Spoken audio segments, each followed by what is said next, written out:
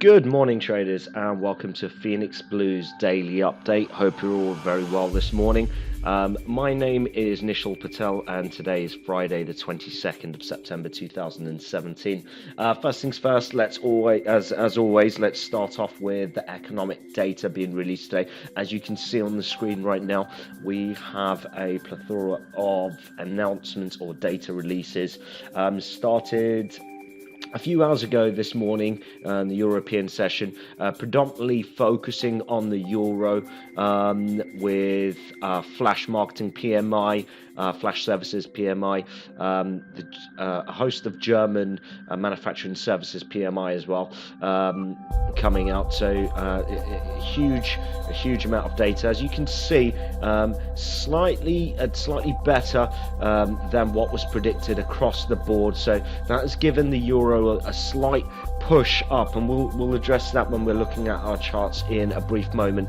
And then that was followed by President Draghi speaking at 9:30 a.m. this morning. So it was around an hour and a half ago. Where he was effectively speaking in Dublin. Not too much of a ripple caused from Draghi there, but the usual in terms of downsizing on their QE projects, and how it may be a challenge. But the big one, most certainly that many people in the markets, and most certainly us in the UK, are going to be looking at, is Prime Minister Theresa May speaking. That's going to be in Florence, and that should also be interesting. Now, we did have a couple of trades that were kicked out yesterday, unfortunately, purely for the fact that sterling started to go against us. One of them was sterling yen, where we were sitting in profit for some time, and then Theresa May came out and effectively said, and no doubt she will repeat this in today's speech, where she would effectively be happy to part with 20 billion euros as an effective payment for the transition of the UK working within the free market in a trade respect on Brexit negotiations. And really, it's clarity on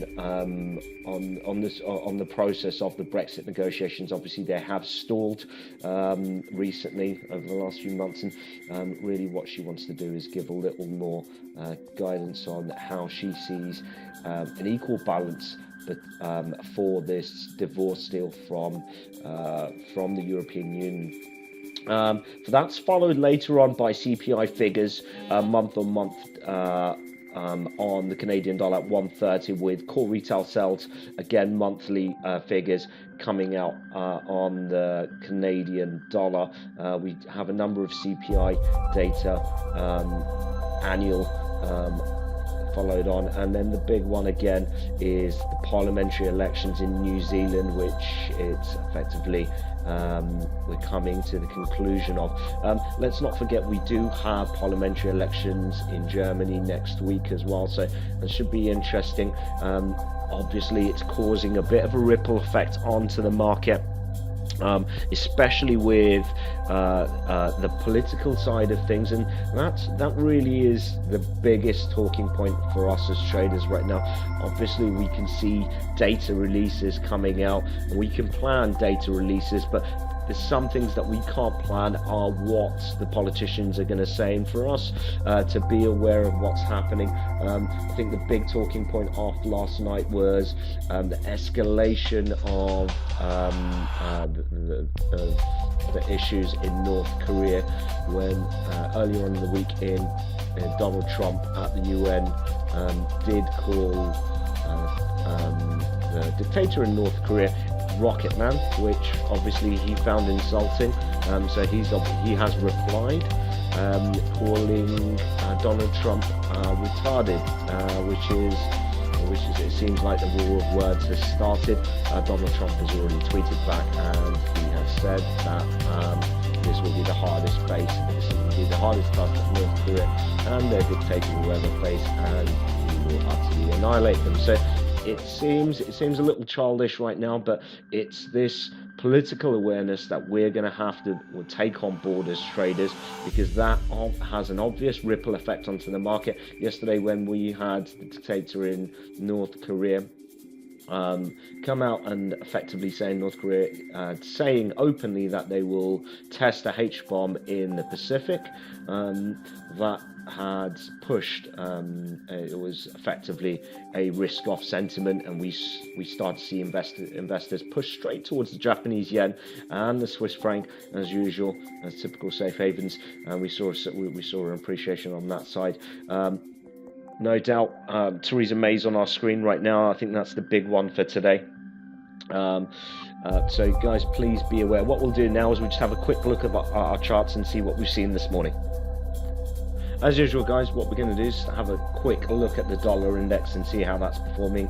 Well, we've got the weekly time frame on the dollar index right now on our charts, or on the screen right now. Right now, the dollar index floating at 91.7. We can see it's below that key 92.50 level, which is very evident on this weekly time frame. If you scale back and have a look at how often this level gets used, it gets tested a number of times over 2003, 2004, and then back into this zone. And after we saw a break of that 92.50 area and a close below, we've had a test last week and again this week on the dollar index. The dollar looking very, very weak indeed, despite what we had from the Fed. Well, obviously the Fed and them talking about, as I was telling you guys yesterday, in the rolling out of the balance sheet and reduction of the balance sheet, and the stopping of their effective principal payments, so that no longer investing in those bonds.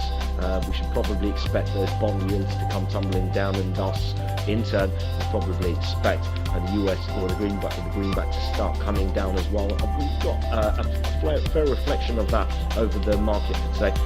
Having a look at euro on the daily time frame, it's remained bullish over the course of the last 2 days after that initial pullback. A slightly deeper retracement to that trend line that we've got highlighted by this red line across this daily time frame. Pushing off, we've had a break of 1.2 numerous times, so a test of a 1.2, not pushing past that 1.205 mark, but then has come tumbling down after that very sharply, and we should be able to see that very, very evidently on this hourly time frame, as we can see right now, tumbling back to this 50% retracement on this weekly swing. So should be interesting to see how this pans out over the course of today. Moving on to cable, let's move over to this daily time frame. We can see after again this quite a deep retracement.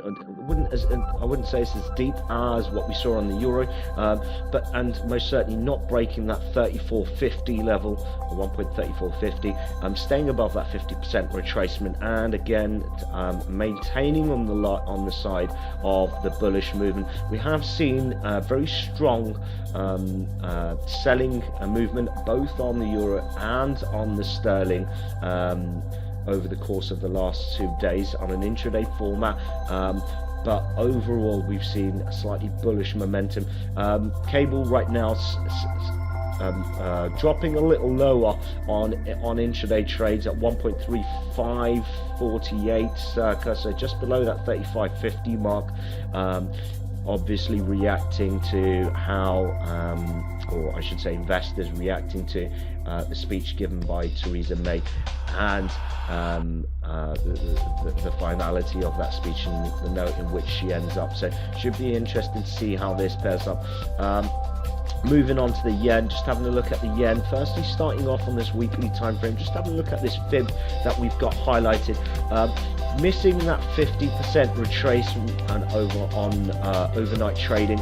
Having a look at it right now, tested this 618 on this weekly fib. Today so far, right now floating at 112, or just above 112 right now, flat. So again, we've seen the yen slightly picking up some ground now.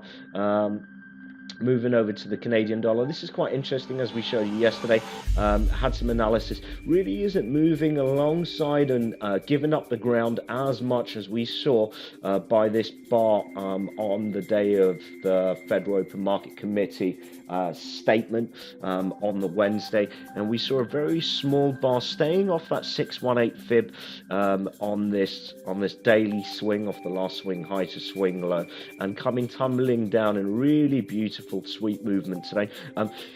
That being said, need to be careful, do have inflation figures out. We at Phoenix Blue understand what those inflation figures are due to be, and as always, looking to capitalize on this as well. So the Canadian dollar, again, off at 618. We did give you a helping hand yesterday, and we said it was very interesting.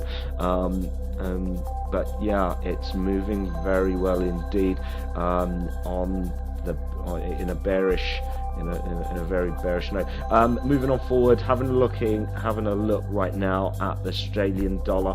Right now, the Australian dollar picking up off the test that it's had off this 50-day moving average, having tested that 79.00 mark or there or thereabouts. Right now, floating at 79.68, just above that 79.50 mark, and resting just below that 20-day moving average as well. So they've stuck over the course of today in a, I would say, it's slightly more bullish than consolidating, but we haven't seen too much movement and too much appreciation on the Australian dollar as we did earlier on over the course of the week.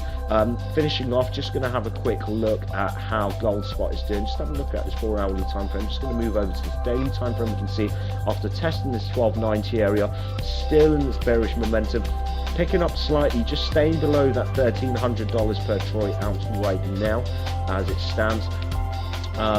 It looks like it's tested just below that, and it looks once again like it's falling. Obviously, we've started to see that the price of the dollar taking a knock onto the price of gold spot. And what we'll do is we will have a quick look, and if we just move across, just have a quick look at WTI on this daily time frame. We can see that WTI is still just below that $50 per barrel mark right now as it stands. Literally stuck there, and has been stuck there for the last few days. We haven't seen too much movement whatsoever. We do know that many of the refineries, or almost all of them in the US, are back to full capacity now. So, and we did have figures out earlier on in the week from crude oil inventories in the US that they are well stocked. So, quite interesting to see how this pans out. Probably looking for some a little more upside momentum on this once we see the break of that 50, going towards the 52, and then towards the $54 per barrel mark. Should be quite interesting to see how this pans out over the course of next week. Now, as always, guys, happy to help out with any trading related questions that you may have over the course of the weekend and early into next week. As always, pop us a message to info@phoenixblue.co.uk, and we will be happy to help out. Until next week, traders, happy trading. Bye bye.